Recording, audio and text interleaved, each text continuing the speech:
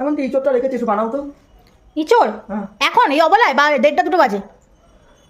এখন বানিয়ে রেখে রাত্রিবেলা তো বলবো যে আমার চোখে দেখি না, এই করি না, এখন দিনের বেলা একটু বানিয়ে রাখো। কালকে ইঁচড় দিয়ে চিংড়ি মাছ আছে ফ্রিজে, চিংড়ি মাছ দিয়ে ইঁচড় দিয়ে রান্না করে দেবো। দিচ্ছি দাঁড়া। দেখি তুমি কেমন ইঁচড় বানাতে পারো, নাও বানাও। আমার মানে চোখে দেখি না, কত কথা তোমার বাবা গো, কথা না শেষ নাই। চোখে দেখি না আমি আবার কবে বললাম এই কথাটা? ইঁচড় তো আমি বানাতে জানি, মানে পারি না আর কি।